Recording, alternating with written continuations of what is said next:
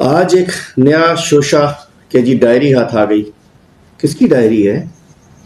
زمان park سے تو کسی ڈائری کے گم ہونے کی کوئی اطلاع نہیں ہے، کوئی رپورٹ نہیں ہے. تو کس کی ڈائری ہے؟ کہاں سے ڈائری آ گئی؟ کس کی رائٹنگ ہے؟ کیا یہ ڈرامہ ہے؟ کتنے ٹوپی ڈرامے کرو گے؟ کتنا گرو گے؟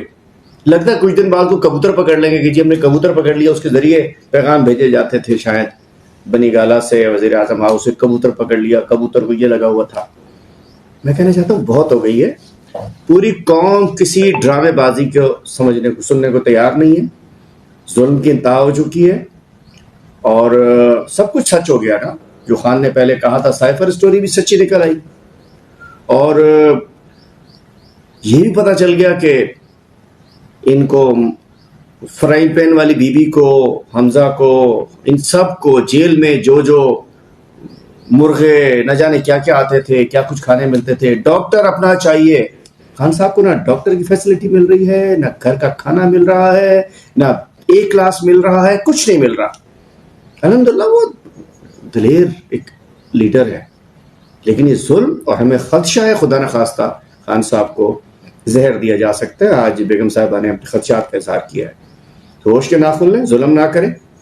باقی باؤ جی کے جو ٹکٹیں بک کرا رہے تھے، آج سپریم کورٹ کے فیصلے سے باؤ جی کی واپسی ہو گئی ہے. وہیں رہے مے فیئر کے اندر، کسی نے نہیں آنا.